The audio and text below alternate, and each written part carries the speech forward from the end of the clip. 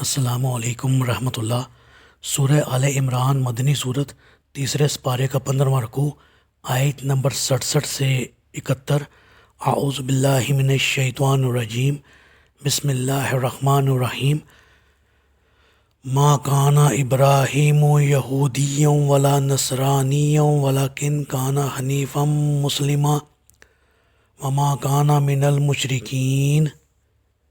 ابراہیم علیہ السلام نہ تو یہودی تھے اور نہ عیسائی، بلکہ سب سے ہٹ کر اللہ ہی کا حکم ماننے والے تھے، اور وہ مشرک بھی نہیں تھے۔ جی، یاد رکھو کہ ابراہیم علیہ السلام خالصتاً ایک اللہ کا حکم ماننے والے تھے، کسی دوسری طاغوتی طاقت کے آگے جھکنے والے نہیں تھے۔ وہ خالصتاً موحد تھے، مشرک نہیں تھے، جبکہ تم دونوں مشرک ہو۔ یہود عزیر علیہ السلام کو اللہ کا بیٹا اور نصارہ عیسیٰ علیہ السلام کو اللہ کا بیٹا، الہ اور تین خداؤں میں کا تیسرا سب کچھ کہہ دیتے تھے اور کہہ دیتے ہیں۔ علاوہ ازیں تم اللہ کے بھی سب احکام بجا نہیں لاتے۔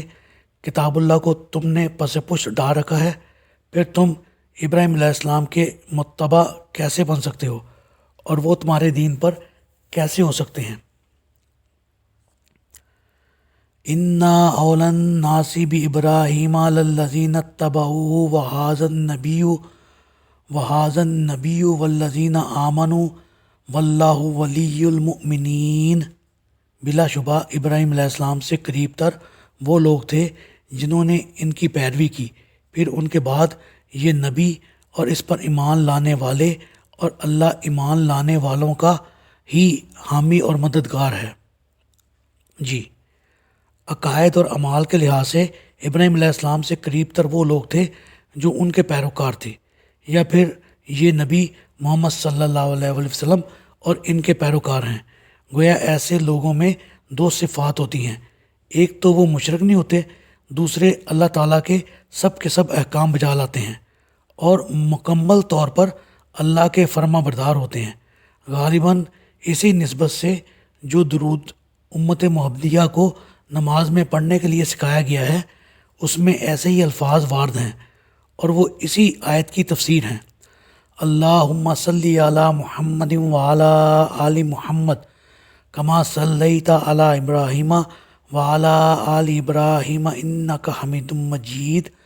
اللہم بارک علی محمد وعلی آل محمد کما بارکت علی ابراہیم وعلی آل ابراہیم انک حمید مجید۔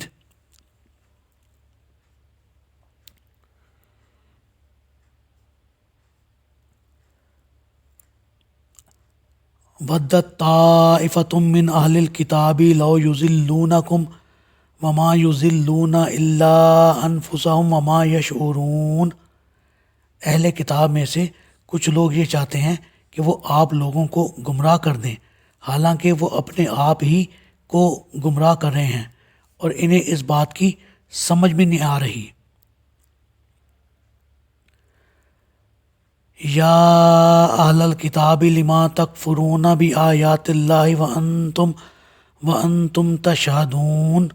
اے اہل کتاب، تم اللہ تعالیٰ کی ان آیات کا کیوں انکار کرتے ہو جن کی تم خود گواہی دیتے ہو؟ یا اہل الکتاب لما تلبسون الحق بالباطل وتکتمون الحق وانتم تعلمون۔ اے اہل کتاب، تم حق و باطل کی آمیزش کیوں کرتے ہو اور جانتے بوجھتے سچی بات کو کیوں چھپاتے ہو؟ جی، ان آیات میں یہود کے مسلمانوں سے حسد اور عناد، اور اسی سلسلہ میں ان کے چند کرتوتوں کا ذکر کیا جا رہا ہے۔ پہلی کوشش ان کی یہ تھی کہ جیسے بھی ممکن ہو، اگر کچھ مسلمانوں کو یہودی بنا لیا جائے تو وہ اپنے مقصد میں بہت حد تک کامیاب ہو سکتے ہیں۔ اس سلسلہ میں انہوں نے چند مسلمانوں کو گمراہ کرنے کی کوشش بھی کی، مگر الٹا بدنام ہوئے اور رسوائی بھی ہوئی۔ بھلا آپ کے پیروکار اور جانسار ان یہودیوں کے دام میں کیسے پھنس سکتے تھے؟ دوسری کوشش ان کی یہ تھی کہ تورات کی جن آیات میں نبی آخر الزماں کی بشارات دی گئی ہیں، انہیں عوام میں شائع ہونے سے روکا جائے، اور اس سلسلہ میں مکر و فریب اور کتمان حق کسی بات سے بھی دریغ نہ کیا جائے۔ ان کوششوں سے وہ کامیاب نہ ہوئے بلکہ الٹا ان جرائم سے اپنے آپ کو مزید گمراہی میں مبتلا کر لیا۔ اللہ تعالیٰ سے دعا ہے اللہ تعالیٰ ہمیں کتاب اللہ پر ایمان لانے اور اس پر عمل کرنے کی توفیق عطا فرمائے، آمین۔